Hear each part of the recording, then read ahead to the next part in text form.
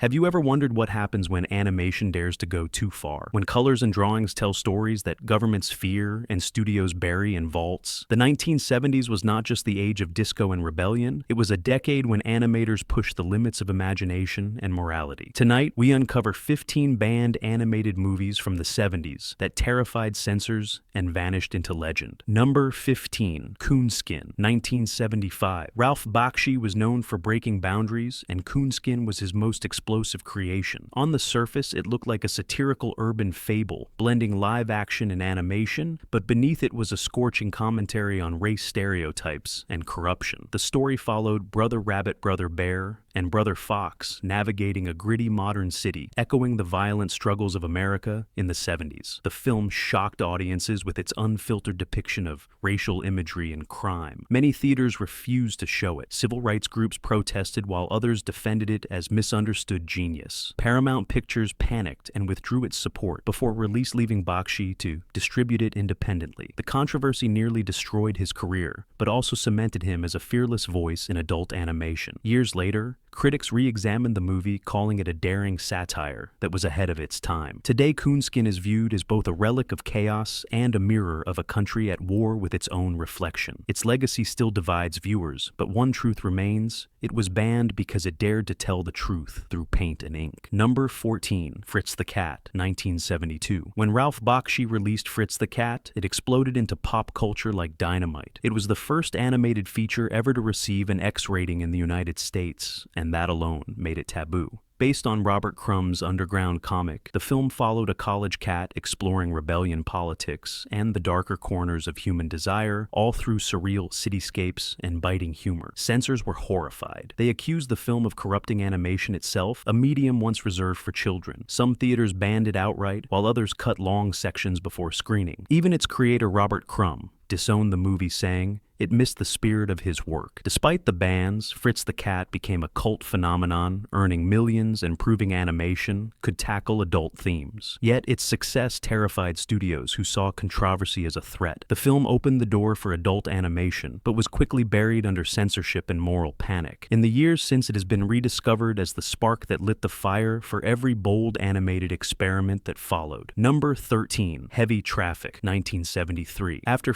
Ralph Bakshi returned with Heavy Traffic, a grim portrait of life in New York that blended surreal fantasy with brutal realism. The story centered on an underground cartoonist named Michael, navigating a world of violence, decay, and lost dreams. It was a raw, unfiltered diary of urban life in the 70s, painted with chaos, heartbreak, and dark humor. The movie faced immediate backlash. Religious groups condemned it for its violent and moral ambiguity. Several nations refused distribution, calling it depraved and unfit for public viewing. Some American theaters were rated for showing it uncut. Bakshi's vision was misunderstood yet again, but he refused to compromise. Despite bans, Heavy Traffic became a milestone in animation history. It captured the soul of a generation that had lost faith in its leaders and found beauty in the gutter. Critics later hailed it as a masterpiece that blurred the line between art and madness. Its legacy lives on as a film that turned pain into poetry and rebellion into art. Number 12, Wizards, 1977. Ralph Bakshi returned yet again, with Wizards, a film that looked like a colorful fantasy on the surface, but carried a deep warning underneath. The movie imagined a far future Earth, where magic and technology battled for control after a nuclear apocalypse. Two brothers stood on opposite sides, one a gentle sorcerer named Avatar, the other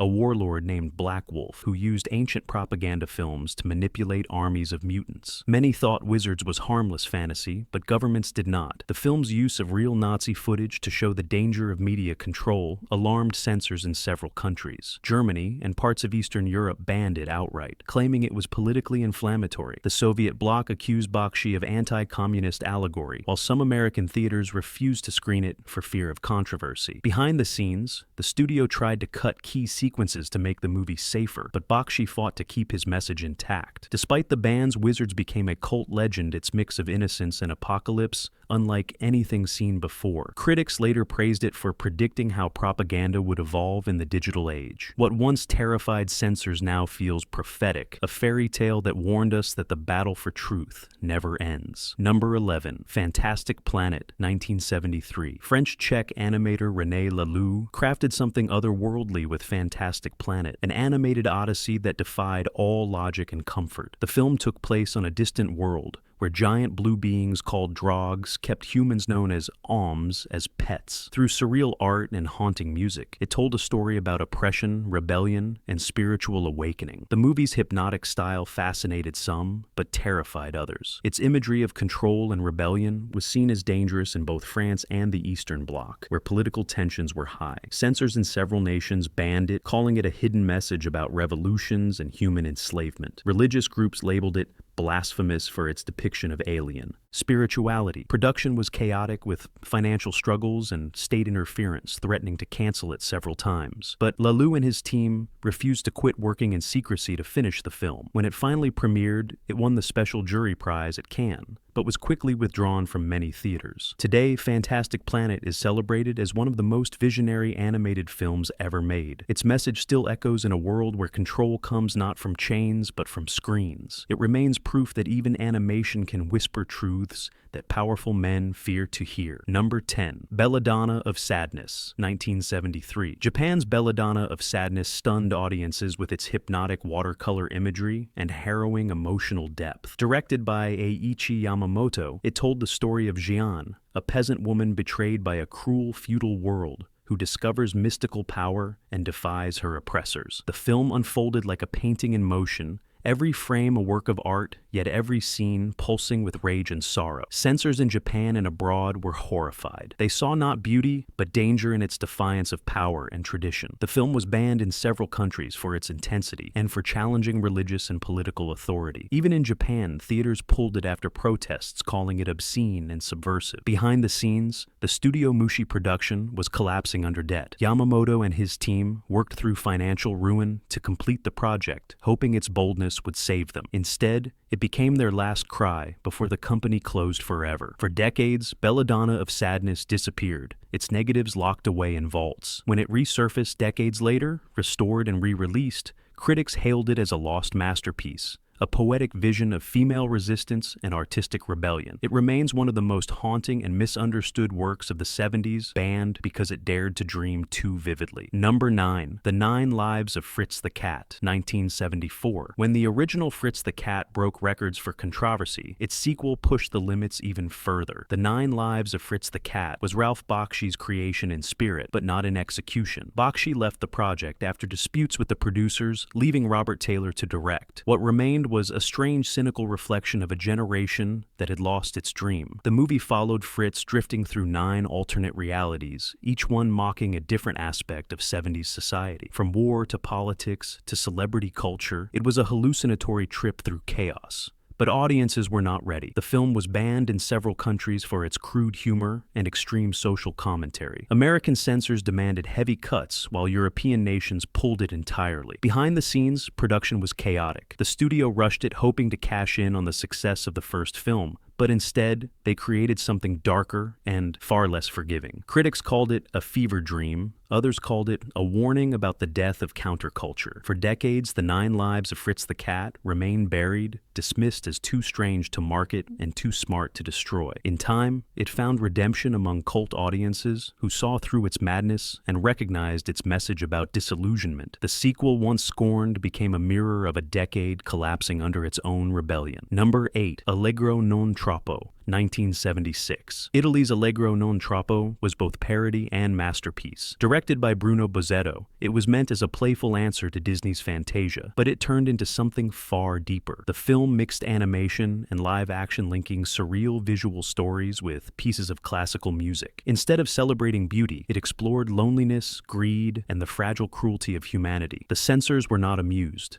Allegro non troppo was banned or heavily edited in several countries for its dark humor and social critique. Some religious organizations in Italy accused it of mocking creation itself, while others condemned its portrayal of lust and decay. The sequence set to Ravel's Bolero, which showed life evolving from a forgotten bottle of Coke, horrified conservative viewers who saw it as a mockery of evolution and fate. Behind the scenes, Bozzetto struggled with funding and political pressure. Italian broadcasters refused to promote the film, and many theaters pulled it after protests. Yet, word of mouth carried it across Europe, where critics hailed it as visionary. Over time, Allegro non troppo became a cult icon praised for its artistry and satire. It was banned for being too intelligent for its time, but history has restored its glory. It remains proof that even parody can shake the foundations of power when art dares to speak the truth through music and motion. Sure. Number 7. Animal Farm, 1974, British restoration. George Orwell's Animal Farm was first adapted in the 50s, but a restored British animated version in the 70s reignited censorship battles worldwide. The story of farm animals overthrowing their human master,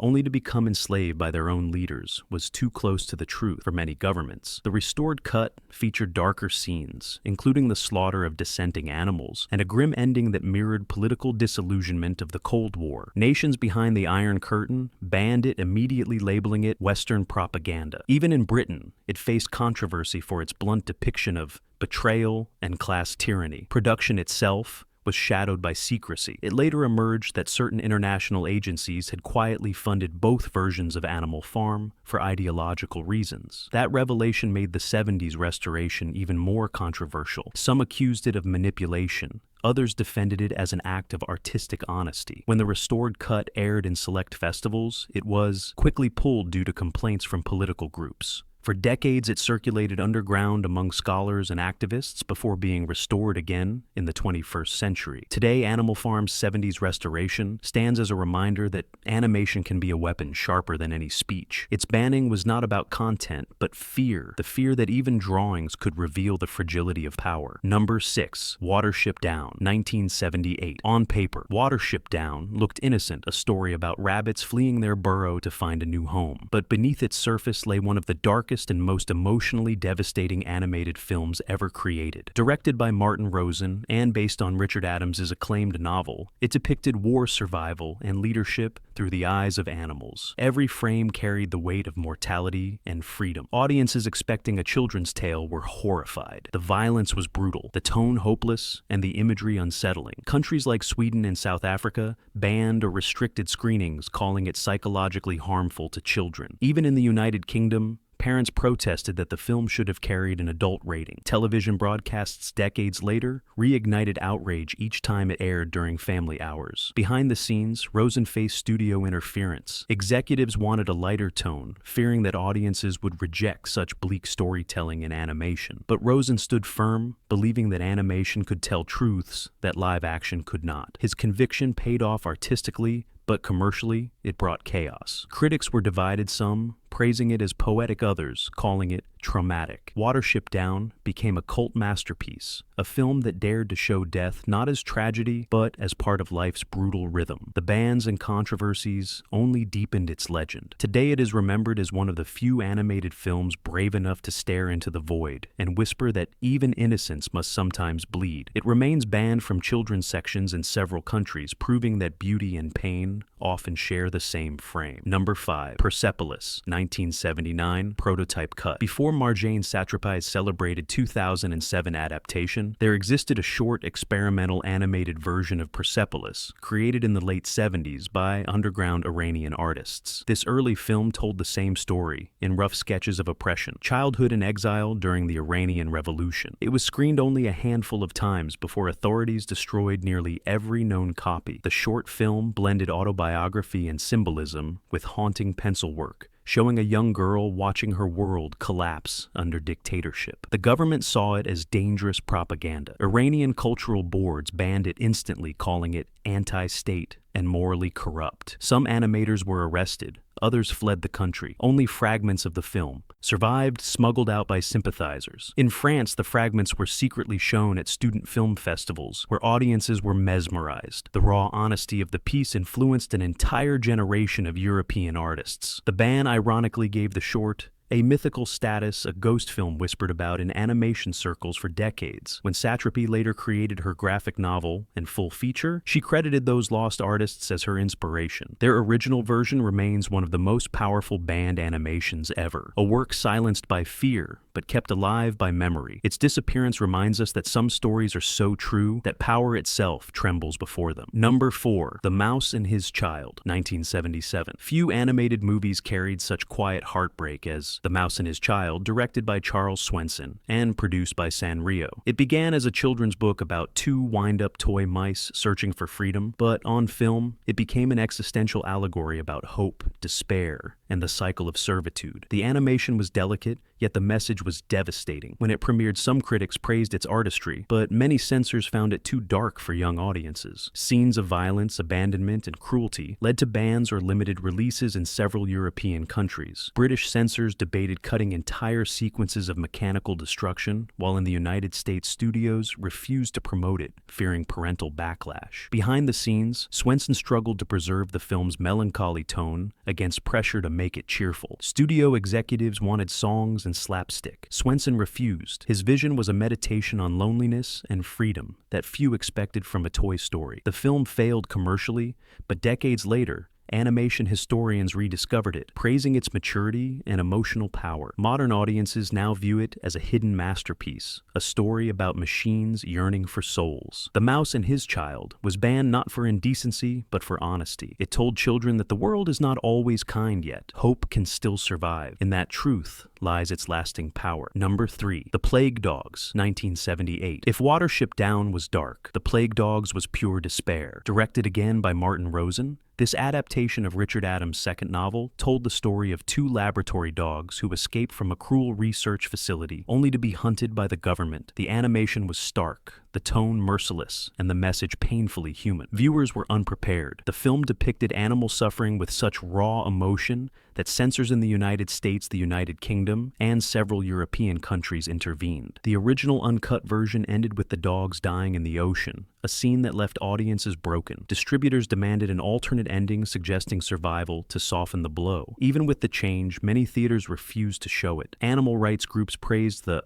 film's realism, but governments feared it would ignite outrage against scientific institutions. Some banned it entirely, calling it dangerous propaganda. British television networks would not air it for nearly 2 decades. Behind the scenes, Rosen's team worked in near isolation, struggling with funding as investors pulled out. He refused to simplify his vision, insisting that truth mattered more than comfort. Critics at first called it too bleak to be art, but years later, they changed their tone, recognizing it as one of the most emotionally honest animated films ever made. Today, The Plague Dog stands as a masterpiece of conscience, a work that uses animation, not for fantasy, but for empathy. It was banned because it cared too much, because it forced audiences to confront the price of cruelty and the cost of freedom. Few films, animated or otherwise, have ever dared to look so deeply into the pain of existence. Number 2. 1001 Nights, 1974. Before Japan's animation industry became global, Eiichi Yamamoto created an adult-oriented film inspired by the ancient Arabian tales, 1001 Nights. It was the second entry in Mushi Productions' Animerama trilogy, blending psychedelic visuals with mythological storytelling.